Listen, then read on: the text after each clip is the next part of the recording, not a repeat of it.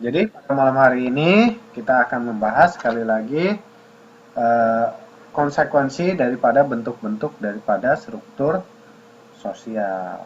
Jadi struktur sosial itu apa? Ya dilihat lagi minggu-minggu kemarin sudah kita bahas, ya kan? Sudah kita diskusikan bahwa struktur sosial itu bentuknya seperti itu. Jadi pengelompokan masyarakat, ada bagian-bagian masyarakat. Nah, sekarang kita lihat bagian yang pertama, konsekuensi daripada bentuk-bentuk struktur sosial, itu kita lihat dari pengertian diferensiasi sosial. Pengertian diferensiasi sosial. Diferensiasi sosial itu apa? Yaitu membagi-bagi atau memisah-misahkan warga masyarakat secara horizontal dan vertikal, sehingga melahirkan kelompok-kelompok yang bersusun ke samping tanpa menunjukkan adanya perbedaan tingkatan antara kelompok yang satu dengan kelompok yang lain. Jadi itu tadi saya sudah bilang, contohnya ini masyarakat desa. Masyarakat desa itu kita bentuk diferensiasi, dipisahkan, dibedakan misalnya. Misalnya sebut aja desa Sukamaju. Total ada 100 kepala keluarga. Nah, itu nanti dibedakan dari 100 kepala keluarga ini misalnya 10 orang jadi pengusaha, pebisnis, wirausaha. 30 orang adalah pegawai negeri. Pegawai negeri itu berarti bisa guru, bisa PNS lah, kerja di departemen atau di mana.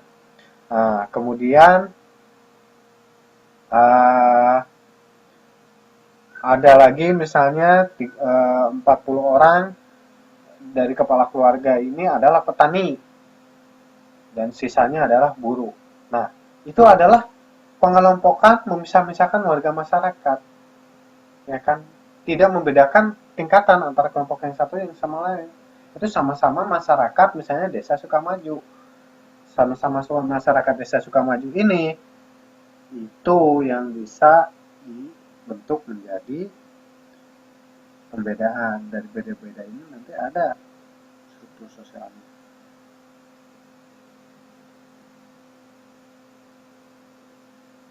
Jadi itu di masyarakat kan, kenapa masyarakat ada beda-beda? Karena masyarakat punya kebutuhan dan masing-masing kebutuhan ini dipenuhi oleh orang warga masyarakat itu sendiri. Contoh, masyarakat butuh pendidikan, makanya ada yang jadi guru.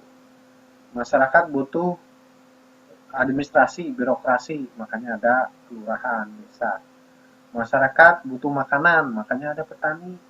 Nah, itu adalah salah satu daripada eh, apa namanya, salah satu daripada eh, bentuk daripada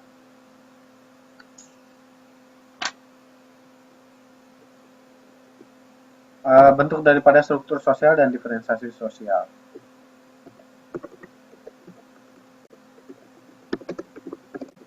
Ya ini teman-teman ada yang komplain suaranya hilang, kedengeran nggak? Yang lain yang baru masuk suaranya kedengeran nggak ya? Oke, suaranya masuk kedengeran nggak? Jelas. Iya jelas kok. Dari teman-teman yang lain nggak ada yang komplain kok. Jelas ya. Oke lah, berarti suaranya cukup jelas. Jadi itu tadi pengertian diferensiasi sosial. Kemudian kita lanjutkan jenis-jenis diferensiasi ya. Nah, jenis-jenis diferensiasi itu apa? Jadi hal yang membedakan antara kelompok manusia dengan masyarakat sangat beragam dan terus berkembang dari masa ke masa. Tapi pembedaan sosial dapat dipisahkan berdasarkan sumbernya. Jadi membedakan kelompok masyarakat itu bagaimana caranya? Caranya misalnya secara alamiah, dari ras, dari jenis kelamin, dari usia, dari intelijensi, itu adalah alamiah. Jadi sifatnya bawaan lahir. Nah, kalau alamiah itu maksudnya ya bawaan orok, kalau kata ininya bisa disebut gitu kan, disebut dengan bawaan orok, bawaan dari lahir gitu. Jadi itu adalah diferensiasi sosial yang dibedakan secara alamiah, kayak jenis kelamin laki dan perempuan, udah itu aja, nggak bisa yang lain, nggak ada yang di tengah itu mau jadi banci, Banci itu nggak bisa dimasukkan ke dalam jenis kelamin kan? Nah, seperti itu. Kemudian dari jenis kelamin, kemudian kita lanjutkan ke yang berikutnya adalah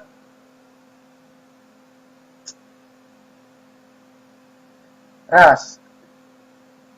Jadi ras itu kan udah bawaan lahir, kayak ras Asia misalnya, dengan ras Eropa, Kaukus, itu beda.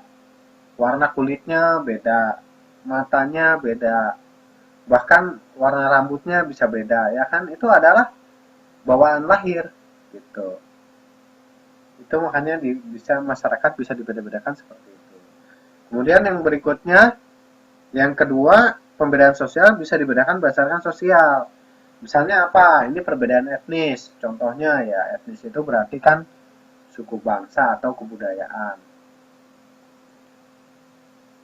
Ya, suku bangsa atau kebudayaan. Ya, etnis itu suku bangsa atau kebudayaan. Jadi masyarakat bisa dibedakan berdasarkan etnisnya. Etnisnya misalnya suku Jawa, suku Sunda, suku Padang. Ya kan di Indonesia kan beribu-ribu suku. Kemudian dari gender bahasa Inggris ini. Gender itu maksudnya ya sama kayak atas, jenis kelamin laki dan perempuan, tapi dari isi sosial. Jadi harap dibedakan pembedaan sosial secara gender dengan pembedaan sosial secara jenis kelamin. Jadi kalau jenis kelamin itu alamiah, bawaan dari lahir.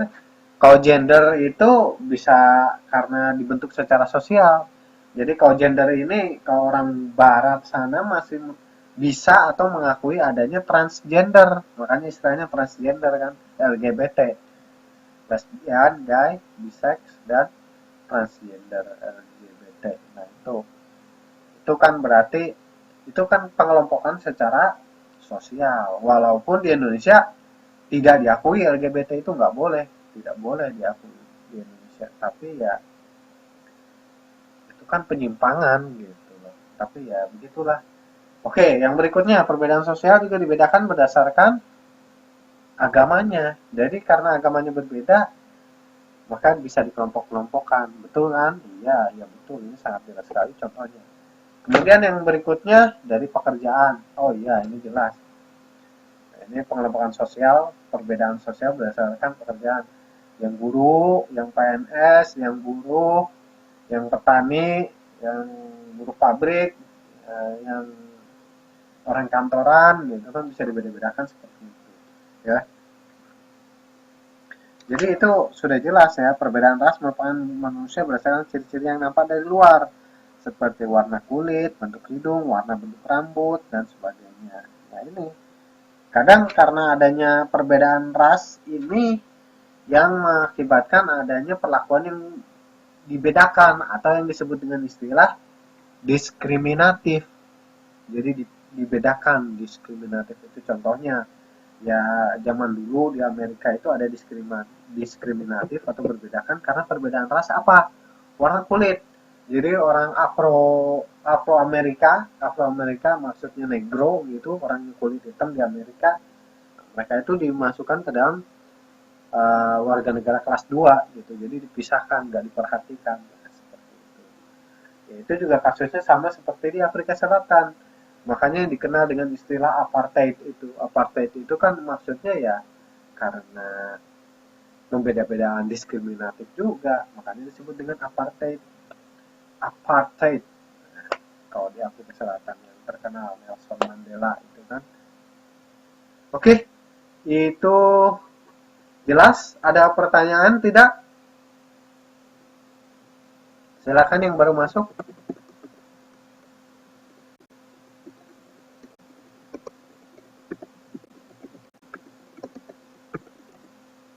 Ya.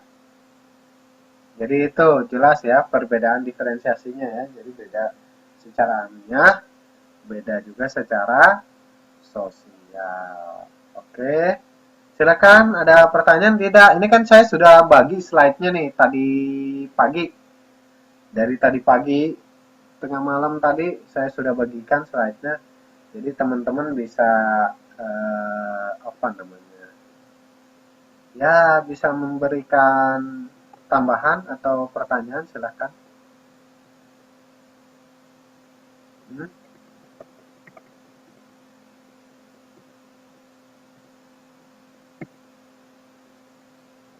Gimana?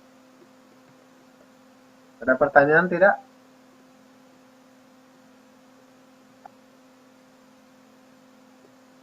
Suaranya jelas nggak? Ada pertanyaan tidak? Kalau tidak, kita lanjutkan.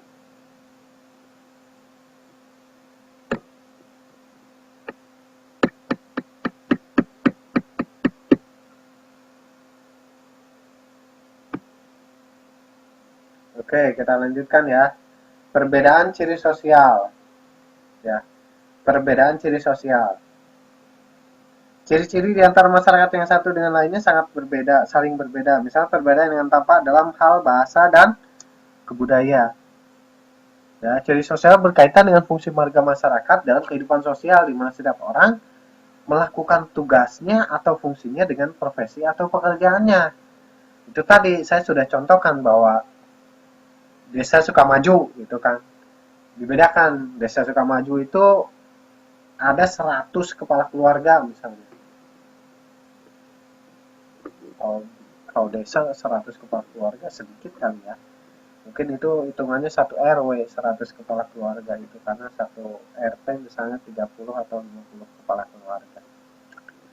Oke, nggak masalah. Ini kan karena hanya contoh aja ya. Ibaratnya jadi desa Sukamaju karena desa kecil, dia hanya punya 100 kepala keluarga. Nah, dengan 100 kepala keluarga ini bisa dilakukan pembedaan sosialnya gimana?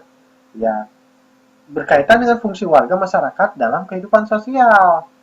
Jadi ada dua orang jadi ustadz, kiai, jadi imam tetap di masjid yang kalau Jumatan selalu jadi khotib gitu kan, gantian. Nah, itu yang jadi ulamanya, jadi kiainya, jadi ustadznya.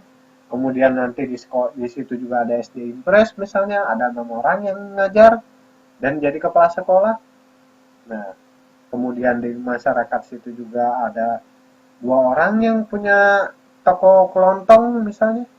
Nah, terus ada 2 orang yang punya toko bahan bangunan material. Kemudian ada juga kebanyakan jadi petani, peternak, ya kan? Nah, dan sebagian kecil ada yang jadi buruh pabrik. Nah, itu berarti bagaimana? Itu tadi ciri-ciri sosial berkaitan dengan fungsi masyarakat. Jadi dibedakan masyarakatnya gimana?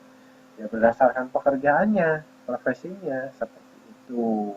Ya, ini saya mengulang saja. Jadi cukup jelas kan? Kalau sudah dibaca harusnya sudah paham ya. Kalau semalam kan saya sudah kasih linknya, filenya. Ya, kalau sudah dibaca harusnya sudah paham. Kemudian yang berikutnya, perbedaan ciri budaya. Jadi salah satu konsekuensi dari adanya perbedaan suku bangsa yaitu adanya perbedaan ciri budaya, ya kan? Jadi bahasa dan kebudayaan itu adalah ciri khas dari masyarakat yang beraneka ragam, yang berbeda-beda. Jadi perbedaan suku bangsa merupakan perwujudan ciri budaya, antara lain adanya bahasa dan budaya. Tadi saya sudah sebutkan contohnya, budaya orang Sunda, budaya orang Jawa, budaya orang Padang, budaya orang Papua, budaya Batak, budaya budaya Dayak, itu kan lain-lain. Jadi masing-masing punya perbedaan-perbedaannya seperti itu ya. Oke, kita lanjutkan. Konsekuensi diferensiasi sosial terhadap konflik dan integrasi sosial ya. Sampai sini ada pertanyaan dulu nggak?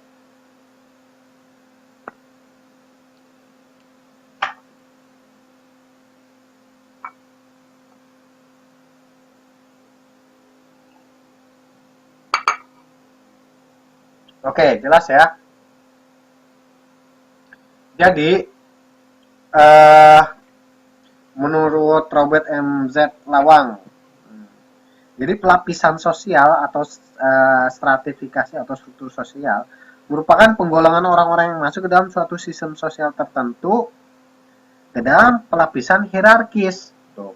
Hierarkis itu apa? Hierarkis itu tersusun, teratur dari atas ke bawah. Gitu. Hierarkis menurut dimensi kekuasaan, privilege, dan prestise. Jadi itu tadi bahwa masyarakat tuh di masyarakat itu ada masyarakat yang disusun hierarkis dan ada apa yang disebut dengan itu tadi apa namanya eh, hierarkis masyarakat itu privilege dan prestise. Contohnya gimana? Contohnya eh, kayak kiai atau ulama itu di masyarakat itu sangat dihormati, sangat dihargai. Jadi itu udah jelas yang namanya ulama atau kiai itu di masyarakat punya privilege tertentu. Contohnya apa? Contohnya kalau Pak Kiai ke warung misalnya beli apa sesuatu, kemudian karena yang punya warung kenal Pak Kiainya, akhirnya pas Pak Kiai mau bayar, Pak Kiai dikasih harga diskon 50% misalnya, atau bahkan kadang digratiskan. Udah nggak apa-apa Pak Kiai, bawa aja, ya kan? Nah itu apa? Artinya Pak Kiai itu mendapatkan privilege, mendapatkan keistimewaan. Kenapa? Karena statusnya gitu. Dan ini ada di masyarakat ini memang ada dimensi kekuasaan, privilege, dan prestise. Sama seperti warung, tiba-tiba dikunjungi sama Pak Lurah misalnya.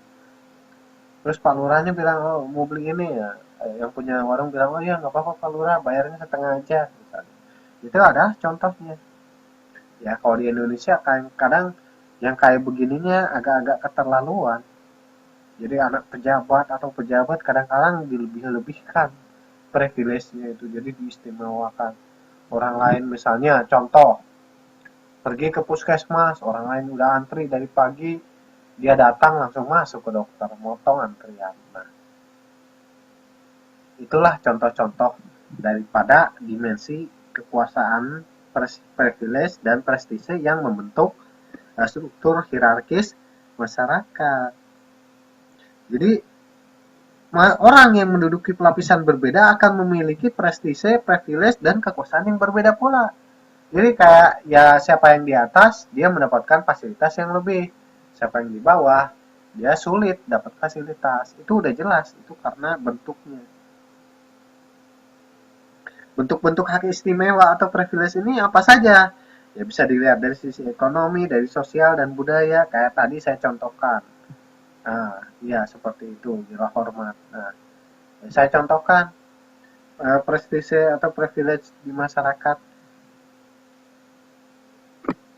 Ada masyarakat punya hajat. Kalau yang datangnya kepala desa, duduknya paling depan, kursinya yang empuk, ya kan? Nah, itu contoh-contoh bagaimana masyarakat membentuk privilege-privilege seperti itu. Jadi hak istimewa dari sisi sosial, budaya, ekonomi. Nah, tadi ekonomi saya contohkan ya kayak Pak Kiai ke warung giliran mau dibayar sama Pak Kiai yang punya warung bilang udah gratis aja Pak Kiai kan gitu. Nah itu contohnya. Oke ya. Nah konsekuensi dari diferensiasi sosial ini apa? Ini akan menimbulkan konflik gitu. Konfliknya apa? Konflik itu sumber potensi konflik yang rentan terjadi dalam kehidupan masyarakat Indonesia adalah masalah SARA, suku, agama, ras. Contohnya kayak gimana? Kayak kemarin nih, baru aja kemarin nih Lebaran. Beritanya juga rame kan. Di Papua orang lagi mau sholat id, tiba-tiba ribut. Nah, ini SARA sebenarnya. Masalahnya SARA banget. Konflik gitu kan. Konfliknya konflik SARA. Masalah agama. Yang satu mau sholat id, yang satu dari Gidi katanya nggak boleh sholat id. Nah, itu bakal jadi potensial banget konfliknya itu. Seperti itu. Ya, itu contohnya. Ya, jadi Indonesia itu rawan sekali terjadinya konflik. Jadi dengan adanya diferensiasi sosial atau perbedaan-perbedaan ini, maka akan rawan sekali terjadi konflik. Kayak ya karena beda budaya lah. Orang Batak ngomongnya keras, sama orang Sunda yang ngomongnya halus, ya kan? Nah, beda lagi misalnya dengan orang Jawa yang halus juga gitu kan. Nah, itu semuanya saling terikat, saling berhubungan. Kalau tidak bisa mengaturnya, itu malah gampang sekali menjadi sebuah konflik. Oke, selanjutnya karakteristik masyarakat majemuk. Jadi, masyarakat majemuk istilah lainnya adalah multikultur. Multi itu banyak, kultur itu budaya. Jadi, masyarakat dengan banyak kebudayaan. Ya, contohnya apa? Indonesia. Indonesia itu masyarakat multikultur. Kenapa ya? Tadi saya sudah contohkan. Ada Aceh, ada Batak, ada Jawa, ada Sunda, ada Padang, ada Papua, ada Dayak, dan seterusnya. Nah, itu sangat-sangat sangat berbeda-beda. Dan karakteristik masyarakat majemuk atau multikultur ini ya kita lihat di Indonesia. Segmentasi ke dalam kelompok-kelompok berbeda. Iya, karena apa? Yang Jawa kumpul dengan Jawa, yang Sunda dengan Sunda, yang Papua dengan Papua. Jadi segmentasi itu berarti tersegmen, jadi terkelompok-terkelompok. Segmentasi itu dikelompokkan, jadi dipisah-pisah, jadi mengelompok sendiri. Gitu. Karakteristik masyarakat majemuk itu selalu mengelompok, ada kelompok-kelompoknya, ada dibeda-bedakan. Kemudian yang berikutnya, memiliki struktur sosial yang terbagi-bagi ke dalam lembaga-lembaga yang bersifat non-komplementer. Maksudnya lembaga yang non-komplementer itu apa? Lembaga yang tidak saling melengkapi. Jadi, ya lu gua gitu kan. Ibaratnya aku bikin organisasi A, dia bikin organisasi B. Memiliki struktur sosial yang terbagi ke dalam lembaga-lembaga yang bersifat non-komplementer. Struktur sosialnya apa misalnya? Yang golongan atas bikin lembaga-lembaga apa, yang golongan bawah bikin lembaga-lembaga sendiri. Dan itu nggak nyambung gitu loh, tidak saling melengkapi. Nah, itu masyarakat majemuk. Yang berikutnya adalah kurang mengembangkan konsensus di antara anggota masyarakat. Jadi sulit untuk membuat konsensus. Nah, pertanyaan saya adalah, ada yang tahu, ada yang paham nggak apa yang dimaksud dengan konsensus? Ngerti nggak apa itu konsensus? Halo, tolong dijawab. Tidur nggak nih? Pada tidur nggak nih? Dengerin nggak? Kalau dengerin, coba tolong jawab. Apa yang disebut dengan konsensus?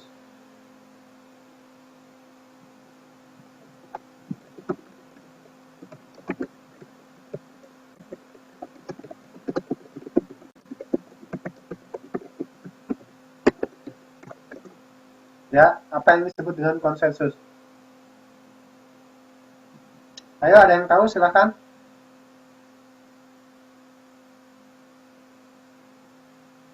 Hmm?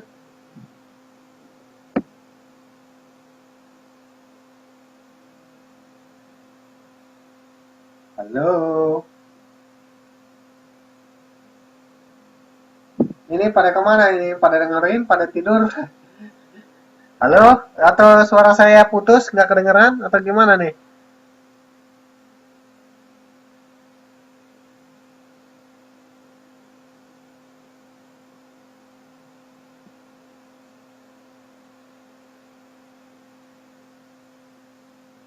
Halo?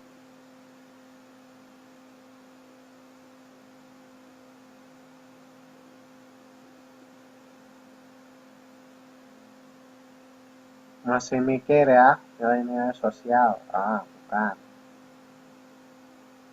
Belum pernah dengar.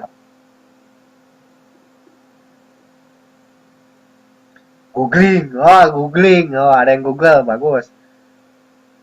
Betul, betul. Nah, itu hasil googling itu ya, copy paste. Atau memang sudah mengerti. Ya, nggak apa-apa, betul. Jadi konsensus itu intinya adalah kesepakatan. Jadi konsensus nasional. Jadi kesepakatan nasional. Indonesia punya konsensus nasionalnya apa? Undang-Undang Dasar Negara Republik Indonesia tahun 45. Itu UUD 45 ada hasil konsensus. Jadi kesepakatan. Demikian juga dengan Pancasila. Pancasila juga adalah konsensus. Jadi kesepakatan semua menjadikan sebagai dasar negara. Seperti itu. Jadi karena kurang mengembangkan kesepakatan di anggota masyarakat. Jadi ya itu tadi, lulu gua ya silakan aja, akhirnya nggak ada kesepakatan, jalan sendiri-sendiri lah. Asal nggak saling ganggu katanya begitu. Tapi ya namanya kalau udah masyarakat majemuk, rentan sekali gitu. Dan kata tanpa kesepakatan, ada kesepakatan aja bisa ribut gitu kan. Jadi ini poin berikutnya, relatif sering konflik. Relatif sering konflik. Kemudian integrasi sosial tumbuh karena paksaan. Jadi ya itu tadi, bahwa contohnya misalnya ya kita nggak tahu ya, bahwa integrasi sosialnya karena paksaan. Misalnya kalau tidak mengakui UUD 45, tidak mengakui Pancasila, silahkan keluar dari Indonesia, kan begitu. Jadi maka dia terpaksa atau mengikutinya dengan terpaksa. Itu ada contohnya. Jadi integrasi sosial tumbuh karena paksaan atau karena ketergantungan ekonomi. Contohnya apa? Contohnya ya ini kayak ya mungkin sedikit banyak terjadi di Papua ya, bahwa ternyata golongan pendatang di Papua itu hidupnya lebih makmur, lebih baik dibandingkan dengan penduduk asli katanya. Kenapa? Karena misalnya orang penduduk perantau kan bekerjanya jadi semangat, bekerjanya lebih rajin ya kan, dan akhirnya secara ekonomi lebih baik dibandingkan penduduk asli. Akhirnya ya karena mutu yang punya toko sembakonya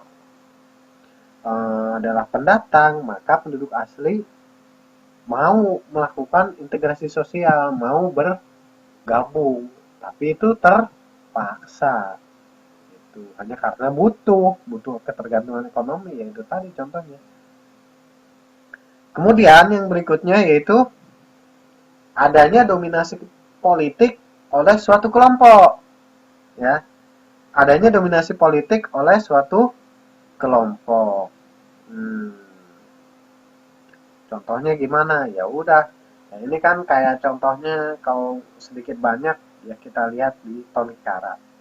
Di Papua sana Tolikara dominasi politik oleh kelompok Gidi, akhirnya memaksakan kehendak atau membuat kesepakatan yang sebenarnya melanggar konsensus nasional. Kenapa? Karena kok ada perdanya menjadikan ini nggak boleh membangun tempat ibadah lain kecuali jadi, nah itu kan artinya dominasi politik oleh suatu kelompok. Ini kan rawan, makanya rawan sekali bisa menjadi konflik. Ya, sampai sini ada pertanyaan? Silakan kalau ada pertanyaan, tidak?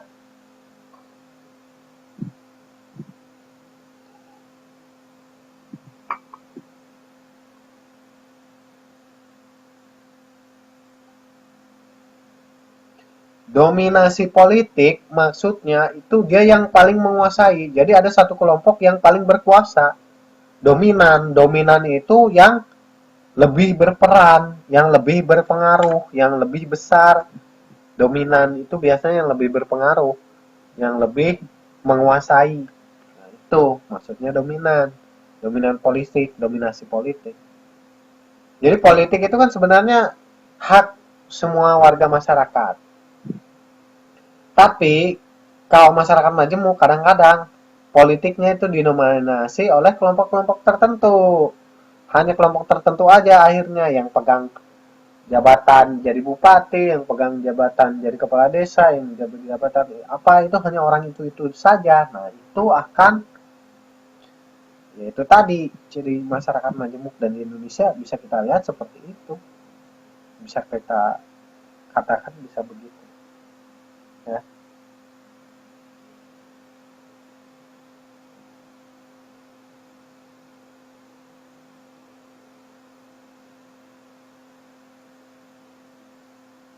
Silakan sampai sini ada pertanyaan? Tidak? Ada lagi yang lain mau bertanya? Sudah 11 belum? Maksudnya dominasi politik?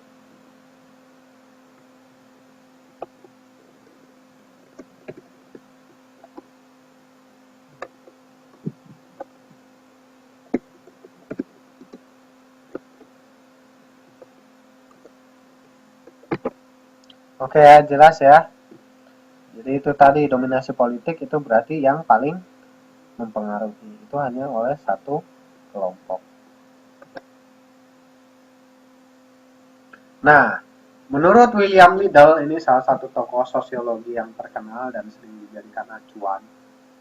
Jadi, integrasi masyarakat yang kokoh jika pertama, sebagian besar anggota suatu masyarakat sepakat tentang batas-batas teritorial dari negara sebagai suatu kehidupan politik. Jadi,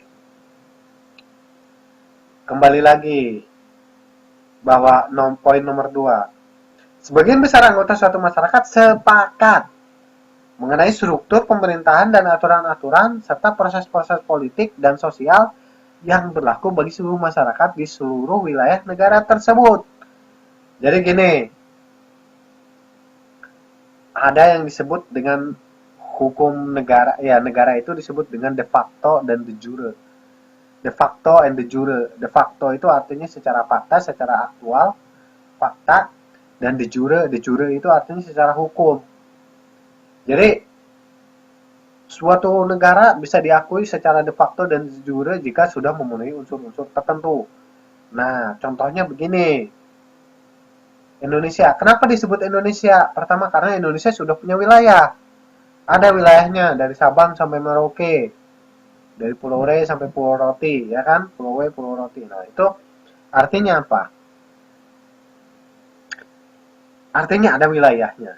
Batas-batas teritorial sebagai kehidupan politik. Jadi itu negara anggota masyarakat yang ada dari Sabang sampai Merauke itu adalah Indonesia, warga negara Indonesia. Terus yang kedua, sebagian besar anggota suatu masyarakat sepakat mengenai struktur pemerintahan. Jadi sepakat bahwa Indonesia itu ada presidennya, Indonesia itu dibentuk dari beberapa provinsi, 33 atau 34 provinsi sekarang, dengan jabatannya gubernur dan segala macamnya, itu juga diatur melalui undang-undang. Nah, undang-undang berarti apa? Aturan serta proses politik dan sosial yang berlaku. Contohnya gimana? Contohnya, Banten dulu adalah bagian dari Jawa Barat. Tapi warga Banten ingin memisahkan diri dan akhirnya disampaikan ke pemerintah pusat. Rapatlah oleh anggota dewan, maka disahkan dalam bentuk undang-undang bahwa per tahun berapa itu saya lupa ya, 2000-an lah mungkin setelah reformasi ya. Tahun 2000-an, 2002 mungkin. Akhirnya Banten membentuk provinsi sendiri terpisah dari Jawa Barat. Kenapa? Dia bikin aturan bahwa pemerintah mengeluarkan aturan tentang otonomi daerah. Itu adalah salah satu bentuk bagaimana proses politik dan sosial yang berlaku di negara Indonesia. Seperti itu. Jadi integrasi masyarakat kokoh juga seperti itu. Salah satunya pertanyaannya adalah, ini kalau teman-teman bisa berpikir, saya coba tanyakan. Ada yang disebut dengan otonomi daerah. Ada yang tahu apa itu otonomi daerah enggak? Yang belum tahu siapa? Yang sudah tahu jelaskan. Coba dijawab.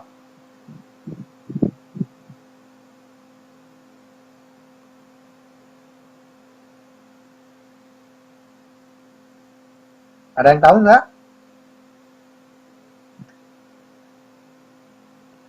Otonomi daerah, tahu nggak? Ada yang tahu nggak?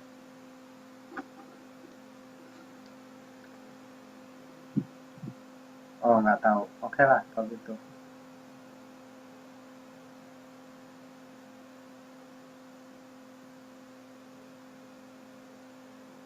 Otonomi daerah adalah di mana daerah memiliki otoritas atau kekuasaan sendiri untuk menentukan jalannya pemerintahan sendiri. Makanya disebut otonomi daerah. Contohnya gimana? Contohnya kayak udah pemerintah pusat atau Jakarta nggak mau tahu urusan Jawa Barat, urusan Papua, ya silahkan udah otonomi daerah gitu.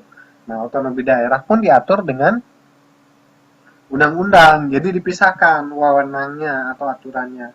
Mana hak atau kewajiban pemerintah pusat, mana hak dan kewajiban pemerintah daerah. Itu yang sekarang sudah berlaku di Indonesia.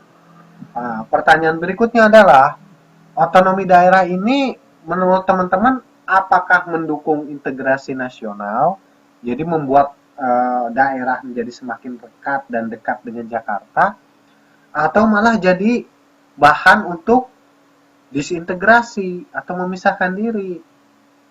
Gimana? Terlalu berat pertanyaannya nggak?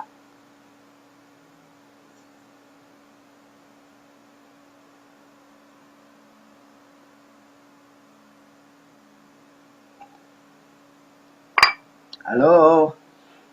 Oh, berat. Oh, ya sudah, kalau terlalu berat. Kalau sudah, kalau terlalu berat kita lanjutkan deh. Tapi ini sedikit banyak saya udah kasih gambaran seperti itu. Bahwa di Indonesia sekarang ada otonomi daerah. Nah, otonomi daerah salah satunya apa? Mengatur keuangan daerah. Ada yang disebut dengan APBD, Anggaran Pendapatan Belanja Daerah. Nah, itu tadi APBD. Kalau dulu misalnya yang ngatur duit itu Jakarta. Tapi dengan otonomi daerah, maka yang ngatur duit itu gubernur. Contohnya seperti itu. Makanya jadi ramai lah kasus korupsi dan seterusnya. Oke, kita lanjutkan saja. Karena materinya terlalu berat, kita lanjutkan. Nih, kekuatan-kekuatan yang relevan dan fungsional dalam proses integrasi. Yang pertama adalah homogenitas kelompok, yaitu semakin kecil tingkat kemajemukan suatu masyarakat akan tercapai eh, mudah tercapai integrasi. Jadi kalau kelompoknya homogen, homogen itu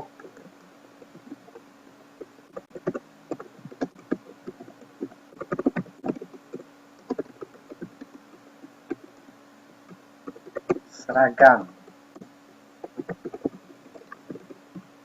Jadi semakin sama masyarakat,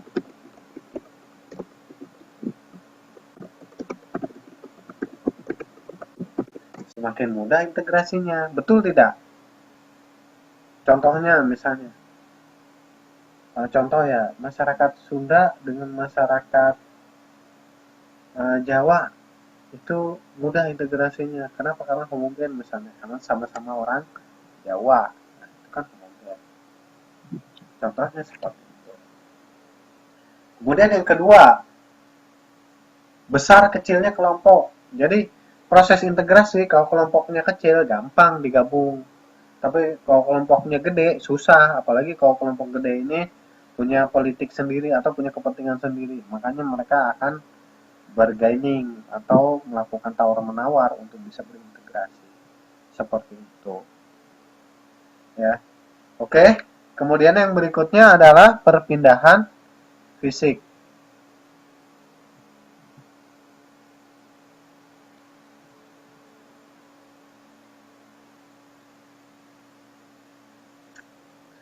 Perpindahan fisik. Ya. Jadi jelas orang tadi saya sudah contohkan, orang yang datang dari luar kelompok dengan datang orang yang ada dalam kelompok tersebut akan berpengaruh. Perpindahan fisik, warga perantau di Papua misalnya dengan orang Jawa gitu kan, dengan luar Jawa bagaimana. Jadi ada perpindahan, termasuk juga kayak transmigrasi, itu kan perpindahan fisik. Itu akan mempermudah proses integrasi. Dan poin nomor 4 yang berpengaruh itu berperan dalam proses integrasi itu adalah efektivitas dan efisiensi komunikasi. Jadi pengertian bersama yang merupakan dasar terbentuknya integrasi masyarakat itu hanya akan dapat dicapai jika ada komunikasinya dalam masyarakat yang berlangsung secara efektif dan efisien. Artinya apa? Misalnya Jakarta menyampaikan perintah ke daerah, daerah menyampaikan perintah ke Jakarta, itu harus baik gitu. Harus baik. Jadi perpindahan fisik ini berpengaruh, komunikasi juga berpengaruh. Ya kalau komunikasinya putus, bagaimana mereka mau integrasi? Gitu kan, kalau orang Jakarta nggak ada komunikasi dengan orang Papua, ya kan? Itu contohnya, ya. Kita lanjutkan dengan tahap-tahap integrasi sosial. Tahap integrasi sosial itu apa saja? Itu yang disebut dengan akomodasi, kemudian kerjasama, setelah kerjasama koordinasi, dengan koordinasi kemudian asimilasi. Dari istilah-istilah ini ada yang kurang jelas? Atau udah pernah dibaca sebelumnya?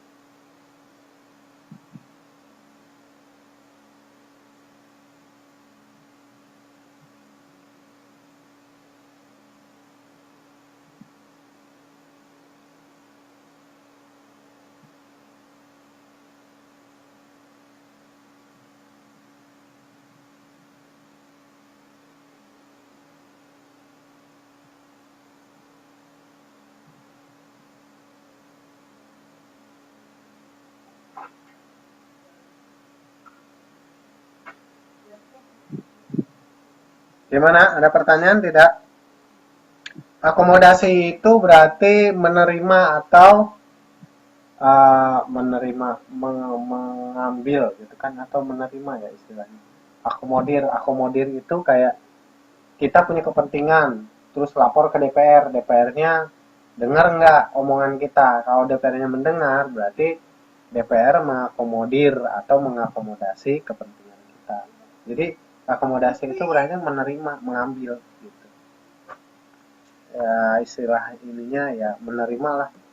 Istilah gampangnya menerima. Jadi salah satu konflik kan caranya salah satu konflik penyebabnya karena tidak akomodir, tidak mengakomodasi. Contohnya presiden mau ngangkat menteri, tapi dari partai pendukung misalnya partai A B C D, partai B udah dapat menteri A, partai B dapat menteri C misalkan. Ada satu partai yang belum dapat. Itu berarti kan presiden tidak mengakomodasi kepentingan partai tersebut untuk mendapatkan wakilnya sebagai menteri. Itu maksudnya mengakomodasi. Pak, nggak ada suaranya di tempat saya. Oh, yang lain kedengeran nggak suaranya? Coba log off dulu, coba log off dulu.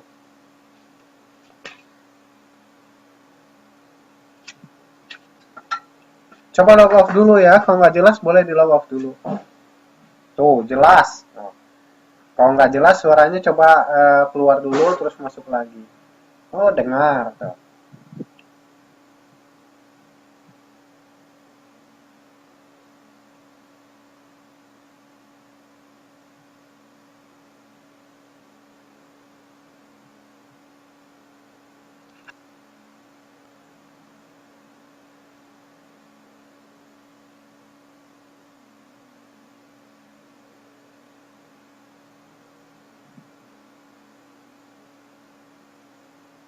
Oke?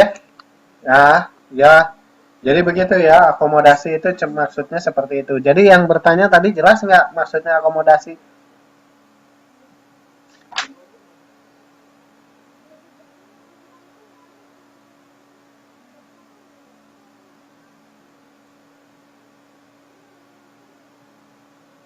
Oke, jelas. Pengertian akomodasi udah jelas ya. Oke, udah jelas. Oke, kita lanjutkan ke bagian berikutnya. Dari sini udah jelas ya, akomodasi, asimilasi, koordinasi udah jelas. Oke, kita lanjutkan. Hubungan perubahan sosial dengan diferensiasi dan stratifikasi sosial. Ya. Hubungan perubahan sosial dengan diferensiasi dan stratifikasi sosial.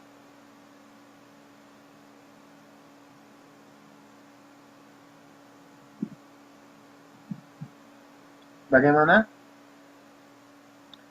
Bahwa sudut pandang kelas sosial. Nah, ini ketidaksamaan dalam masyarakat lebih mudah dilihat dari sudut pandang kelas sosial, yaitu melalui kekayaan dan pendapatan. Ini kan paling gampang lah. Rumahnya gede, mobilnya keren, ya kan? Dengan yang nggak punya rumah, dan yang cuma naik motor butut. Nah, seperti itu kan akhirnya masyarakat membeda-bedakan sendiri. Oh, ini mah golongan atas, oh ini mah golongan menengah, oh ini golongan bawah. Jadi sudut pandang kelas sosial. Jadi perbedaan kelas sosial ini menyebabkan terjadinya ketidaksamaan kekayaan dan pendapatan. Kenapa? Karena orang yang kaya biasanya bisa mendapatkan fasilitas pendidikan yang lebih baik. Akhirnya apa? Dengan pendidikan yang lebih baik akan menimbulkan perbedaan pendapatan dan jabatan. Ya kan? Lulusan S1, lulusan S2 dengan yang lulusan SMP, semua orang juga tahu gitu kan kualitas perbedaan pendidikannya gimana. Akhirnya ya gajinya juga beda kan kalaupun kerja. Ya penerimaan di masyarakat pun akan lain kan seperti itu. Nah, jadi akhirnya apa? Jadi orang kaya kadang semakin kaya karena dia bisa pendidikan yang lebih baik. Sementara dengan pendidikan yang baik dia akan mendapatkan pendapatan yang lebih baik. Sementara golongan yang kekayaannya miskin gitu, orang yang kurang kurang mampu untuk sekolah aja dia memaksakan diri atau bahkan putus tengah jalan, akhirnya apa? Akhirnya ada perbedaan kelas. Dengan perbedaan kelas ini akan ada perbedaan kekuasaan dan prestise. Balik lagi ke kelompok stratifikasi diferensiasi sosial yang tadi. Bahwa, oh ini orang kaya dihormati, lain perlakuannya. Ya kadang-kadang, ya teman-teman mungkin pernah mengalami lah sedikit atau banyak, sekali atau dua kali.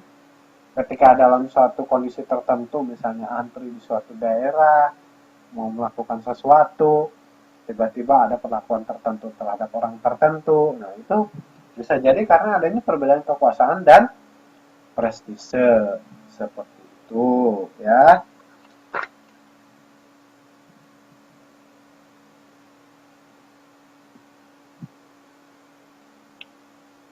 Yang berikutnya, kita lanjut dengan gejala-gejala perubahan sosial. Bahwa dunia ini sedang mengalami perubahan. Dunia ini sedang mengalami perubahan. Betul tidak? Betul. Contohnya apa? Ya, konflik sampai hari ini selalu ada di seluruh dunia. Percaya atau tidak, itulah contohnya. Itulah fungsinya PBB. PBB sebagai apa? United Nation, gabungan bangsa-bangsa. Tujuannya apa? Tujuannya PBB adalah mengurangi konflik. Makanya eh, di beberapa negara kalau konflik akhirnya PBB turun tangan. Seperti itu. Termasuk sehingga hari ini Indonesia menjadi bagian aktif PBB mengirimkan pasukan perdamaian ke Kongo misalnya. Itu kan bukti bahwa konflik masih terjadi di dunia sampai hari ini. Bahwa dunia masih mengalami perubahan sosial. Nah, contohnya yang paling jelas gimana? Ini ada yang kita sebut dengan masyarakat dunia ketiga. Masyarakat dunia ketiga itu bergerak secara evolusioner dari tradisional menuju modern. Ya, dengan demikian semakin tingginya saling ketergantungan antar negara. Bahwa Taiwan tergantung dengan Indonesia. Kenapa? Karena Indonesia sebagai pangsa pasar barang-barang Taiwan. Kayak produknya Asus, Acer, dan lain-lain. Semua dijualnya ke Indonesia kan. Kalau dijual di Taiwan berapa sih yang beli? Tapi kalau dijual ke Indonesia, wah untungnya gede kan. Banyak penduduknya, banyak yang beli. Gitu kan. Nah, jadi masyarakat dunia ketiga evolusioner menuju tradisional, menuju modern, dan ini karena ada saling ketergantungan tadi. Akhirnya masyarakat pun bergerak, masyarakat dunia ketiga yang asalnya selama ini ada korban-korban penjajahan, ya kan? Mereka itu adalah negara yang pernah dijajah, yang secara ekonomi juga pas-pasan, sumber daya alamnya kurang. Itu mereka pun melakukan perubahan atau evolusi, ya. Ditandai dengan kesenjangan besar antara kekayaan negara tingkat hidup masyarakat dunia ketiga dengan masyarakat yang maju. Nih, gejala-gejala perubahan sosial antara lain tumbuh dan berkembangnya negara industri maju, negara industri maju dan semakin meningkatnya komunikasi antar negara sebagai dampak teknologi canggih, ya kan? Komunikasi antar negara kayak sekarang teman-teman nih, kalau lagi kangen sama orang tua telepon, pakai internet, pakai Skype, pakai Line, bisa video call, kelihatan mukanya. Kalau zaman dulu, waduh, mau lokal itu nunggu tengah malam dulu, ya kan? Yang punya telepon satu kampung cuma 3 rumah, jadi kalau mau terima telepon antri gantian sampai pinjam dulu, ya kan? Nah, tapi sekarang kan apa? Komunikasi semakin gampang. Itu kenapa? Karena teknologi semakin berkembang dan ekonomi juga semakin berkembang. Nah, itu ada perubahan sosial bisa dilihat, ya kan? Seperti itu.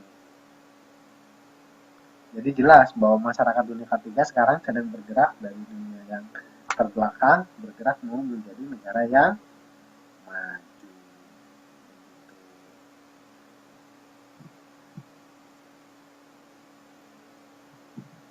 Oke, sampai sini ada jelas? Ada pertanyaan nggak?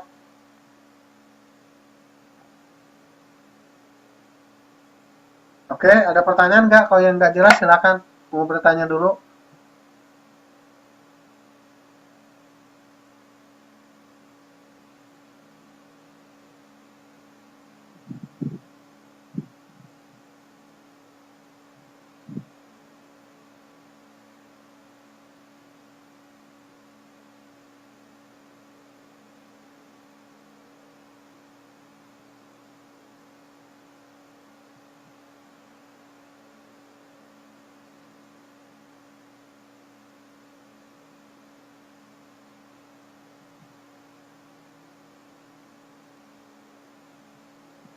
Silakan, ada pertanyaan tidak?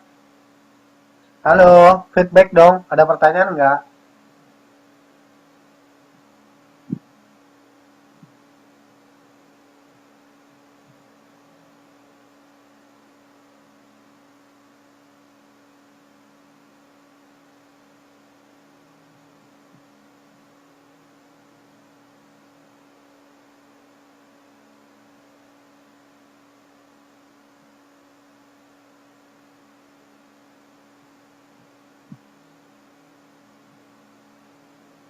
Nggak ada.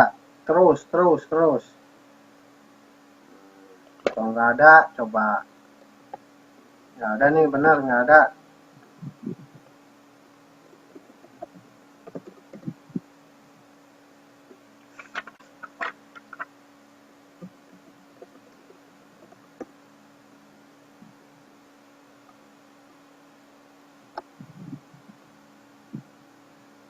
Kalau tidak, coba kita lihat dulu yang berikut ini ya.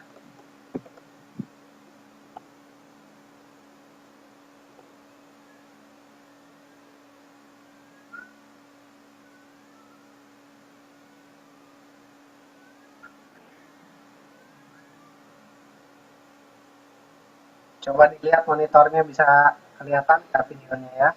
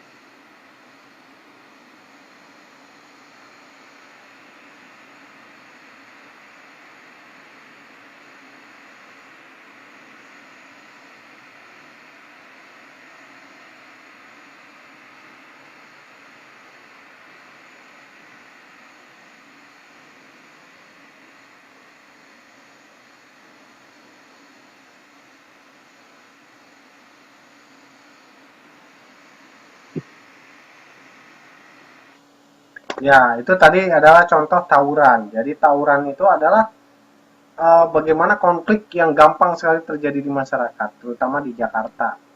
Sekolah-sekolah sekarang gampang sekali orang kalau mau apa namanya, mau konflik ya kan, gampang sekali menjadi apa namanya, ribut gitu kan. Jadi masyarakat sekarang seperti itu.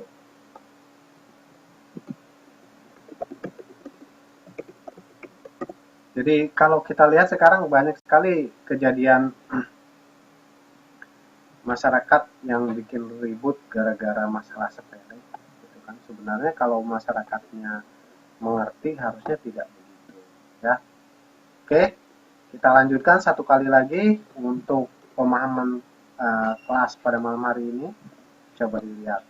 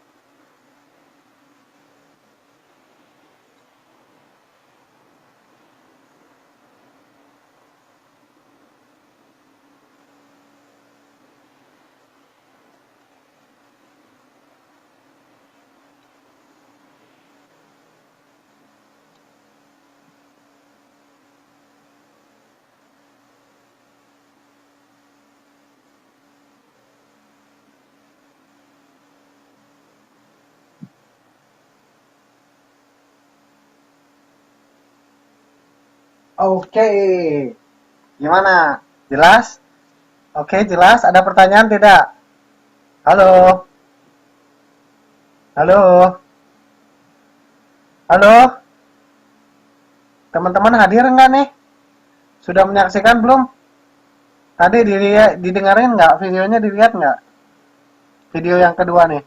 Atau saya putar sekali lagi, biar jelas.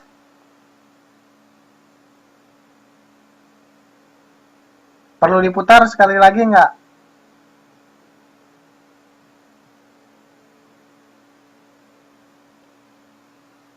Mau diputar lagi nih?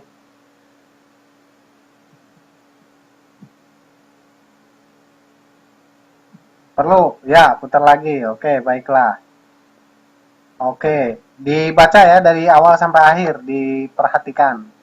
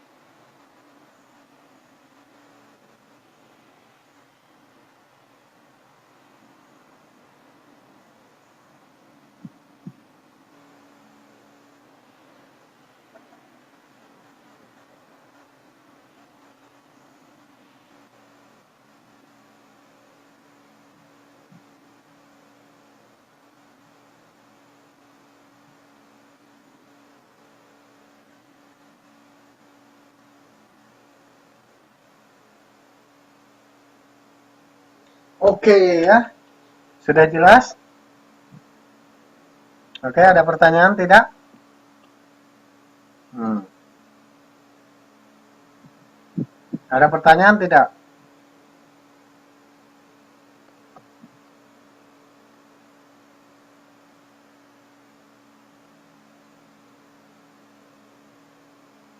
Jadi konsekuensi perubahan sosial terhadap diferensiasi dan stratifikasi sosial. Itu ada berupa aspek pemimpin politik atau elit dalam suatu proses modernisasi dan ada aspek birokrasi. Ya. Jadi adanya interseksi atau konsolidasi masyarakat dunia pada masyarakat berkembang, tumbuhnya kemerdekaan politik dan juga proses modernisasi politik, termasuk yang disebut dengan istilahnya demokrasi, maka akibat interaksi dan konsolidasi ini baik lokal internasional maupun baik lokal maupun internasional menimbulkan tingkatan dalam masyarakat yang berupa elit-elit dalam bidang ekonomi, pemerintahan, aparat militer, politik, agama, ya kan? Elit politik ini akan terbentuk dengan adanya komunikasi tadi antar kelompok, antar apa, semua terbentuk akhirnya menjadi seperti itu, ya. Nah, kemudian aspek birokrasi. Jadi pertumbuhan masyarakat modern dan kompleks itu menumbuhkan pula birokrasi pemerintah menjadi organisasi yang sangat besar dengan campur tangan yang semakin intensif. Jadi pertumbuhan elit di bidang-bidang ini muncul birokrasi yang semakin meningkat, namun belum terjaminnya pelaksanaan tugas yang efektif. Malah elit birokrasi ini melakukan KKN, kolusi, nepotisme, ya kan. Nah, jadi masalah birokrasi di negara berkembang itu bersumber pada kurang cakapnya administrator. Makanya di Indonesia pun sampai ada yang disebut dengan Menpan, Menteri Pendayagunaan Aparatur Negara. Sampai dibentuk kementeriannya. Kenapa? Karena menganggap bahwa PNS-nya ini kerjanya nggak beres-beres. Gitu kan. Makanya sampai dibentuk kementerian di Indonesia. Jadi, diferensiasi dan stratifikasi sosial itu menyebabkan terjadinya ketidaksamaan sosial dalam berbagai aspek kehidupan masyarakat, baik ekonomi, politik, sosial, pendidikan, kesehatan, perumahan, dan sebagainya. Nah, interseksi, konsolidasi, dan akulturasi diharapkan dapat memperkecil potensi timbulnya konflik dalam masyarakat. Yang disebut dengan interseksi adalah persilangan atau pertemuan anggota suatu kelompok sosial dari berbagai seksi, ya, berapa bagian, jadi misalnya suku, agama, ras, dan sebagainya. Seperti itu. Kemudian kita lanjutkan dengan langkah-langkah penanganan sosial budaya menuju integrasi sosial. Jadi penanganan sosial budaya untuk menuju integrasi sosial bagaimana? Ya, kayak tadi, oh gerakan separatisme itu apa?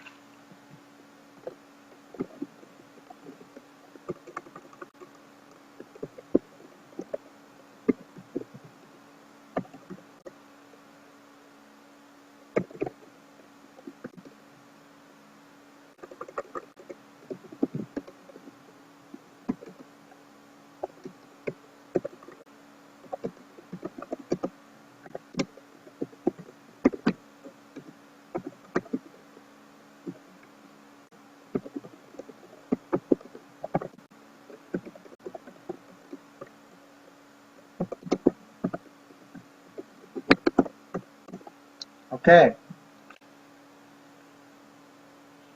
jadi apa itu? Gerakan separatisme. Separatisme. Nah, separatisme itu dari bahasa Inggris apart. Apart itu kan kayak memisahkan, membagi gitu kan. Nah, separatisme berarti dia memisahkan atau membagi. Jadi gerakan yang ingin membagi atau memisahkan diri dari Indonesia, gerakan separatisme Indonesia. Makanya itu kan ingin memisahkan diri dari Indonesia. Apa aja contohnya? Tadi di video juga ada contoh-contohnya. Oke, jelas? Jelas ya, Mbak?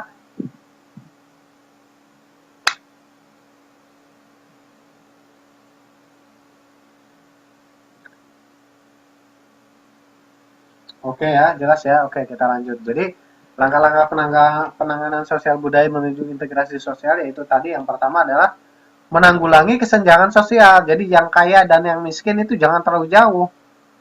Orang kaya makin kaya, yang miskin makin miskin.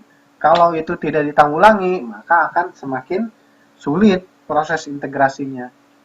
Nah, melalui caranya gimana? Ya, itu melalui pemerataan pembangunan. Ya, kayak sekarang pemerintah mengembangkan apa yang disebut dengan istilah infrastruktur. Jadi bangun rel kereta api di mana? Di Sumatera, bangun rel kereta api di Kalimantan, bangun rel kereta api di Sulawesi, bangun rel kereta api di Papua. Jadi uruslah negara, bukan cuma Jawa aja gitu kan katanya. Jadi ya mereka juga sama-sama butuh transportasi, mereka juga ingin punya kereta api ya kan. Nah, seperti itu. Jadi bagaimana membangun sarana komunikasi, informasi, dan transportasi secara menyeluruh. Jadi sinyal 4G cuma di Jakarta doang. Hegemoni. Hegemoni itu artinya menguasai, menguasai.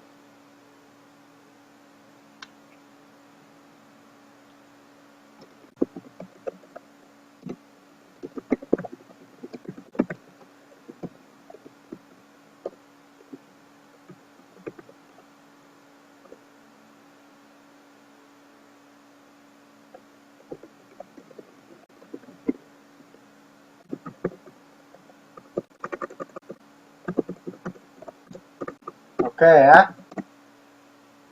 Jadi hegemoni ya seperti itu.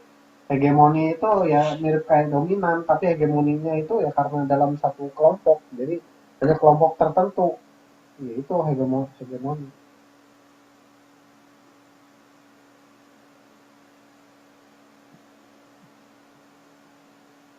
Oke, jelas ya, jelas ya. Ada pertanyaan tidak? Oke, jadi itu tadi kan, jadi upaya penanggulangan kesenjangan sosial salah satunya pembangunan sarana komunikasi, informasi, dan transportasi secara menyeluruh. Jadi bangun bandara-bandara di wilayah Indonesia yang lain, misalnya jadi pesawat bisa kemana-mana, ya kan? Nah, itu perlu didukung seperti itu. Kemudian membentuk jaringan asimilasi. Asimilasi itu tadi mencampurkan budaya, jadi supaya menyatu. Contoh asimilasi itu apa sih? Kalau nggak salah semester kemarin udah pernah dibahas kali ya. Asimilasi itu contohnya kawin campur, nikah campuran, misalnya orang Indonesia dengan orang Taiwan menikah. Nah, itu namanya proses asimilasi. Kenapa? Karena ada dua budaya berbeda yang bergabung jadi satu untuk tanpa merubah budaya asli. Nah, itu namanya membentuk asimilasi. Yang berikutnya ada proses pengintegrasian. Proses pengintegrasian ini sudah jelas lah, harus menyatu proses pengintegrasian ini.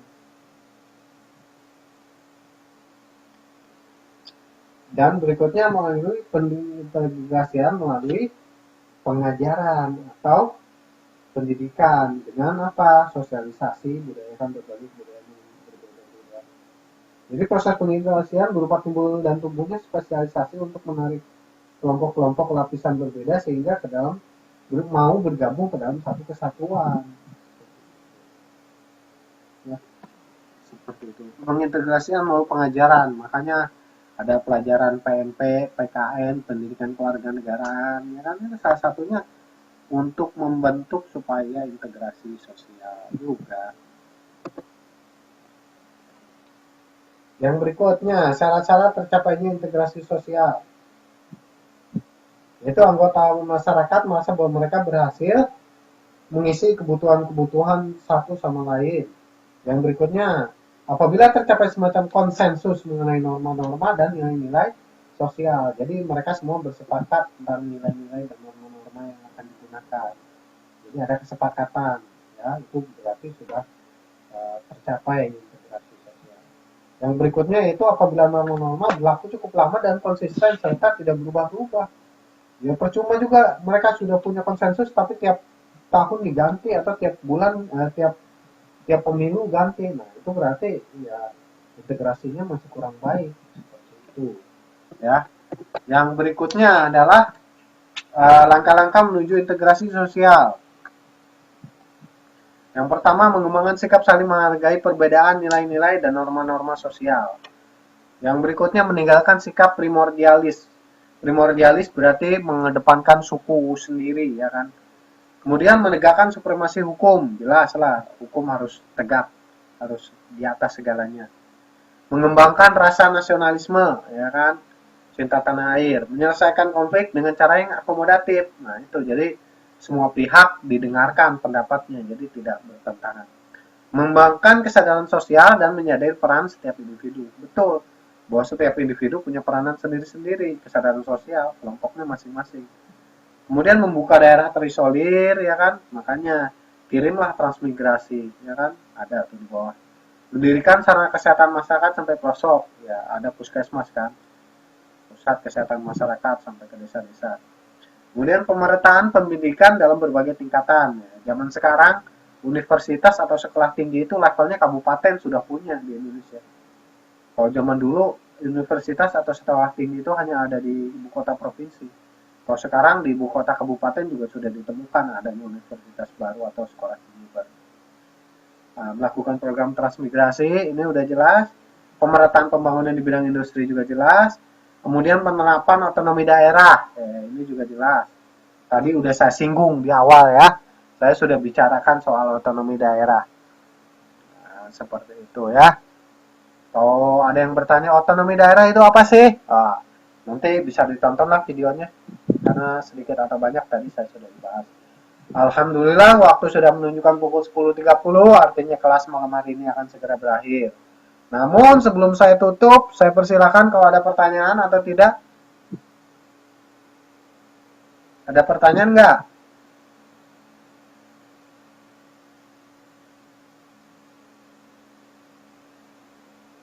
Sikap primordial itu seperti apa? Ya, sikap primordial itu kan tadi udah sebut, primordial itu kesukuan, jadi kedaerahan. Jadi meninggalkan sikap primordial. Kalau sikap primordialnya contohnya begini, Jawa, Jogja. Contohnya Jogja deh. Jogja itu sampai sekarang masih punya raja loh. Masih punya sultan loh.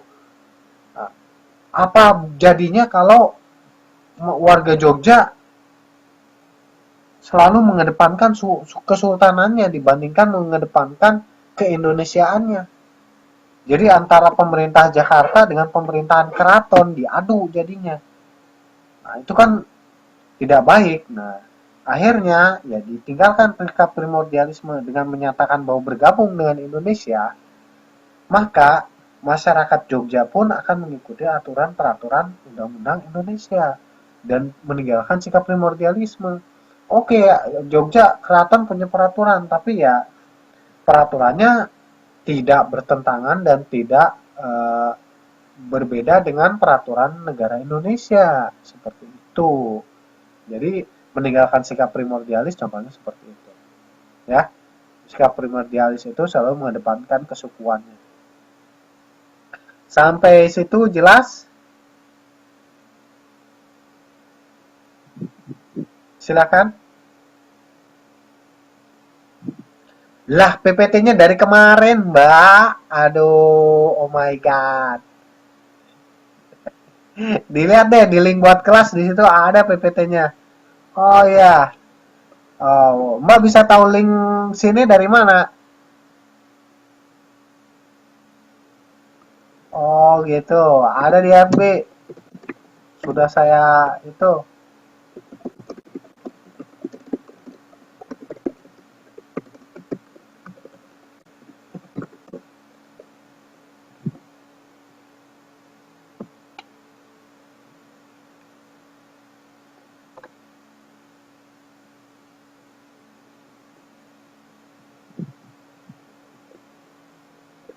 Oke. Sip. Nah, nggak apa-apa. Silakan, silakan. Yang mau pertanyaan lagi yang lain?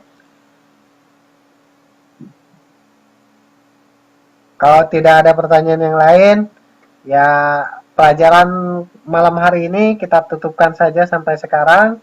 Insya Allah nanti ketemu lagi minggu depan. Terima kasih atas kehadirannya. Semoga Aduh, lupa tugasnya. Nggak apa-apa, nanti saya rapel dengan tugas minggu depan ya.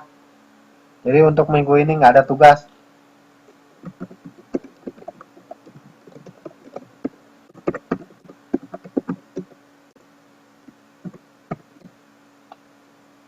Tuh, tugas 3 aja belum garap, apalagi kasih tugas 4. Nggak apa-apa. Jadi untuk malam ini saya belum kasih tugas ya. Tugasnya kita gabung minggu depan. Ya. Oke. Oke ya. Oh iya, yang udah ngirim nanti saya cek ya. Kalau udah dikonfirm nanti saya konfirm. Kalau Mbak Tia udah ngirim ya terima kasih ya. Nanti saya cek. Ya, nanti saya cek. Saya belum sempat. Saya biasanya ngecek minggu-minggu depan kalau saya lagi relax. Kalau saya lagi kejar setoran, saya juga nggak bisa ngecek. Pasti saya umumin lah kalau ada yang belum. Yang sudah dan yang belum nanti saya umumkan. Ya.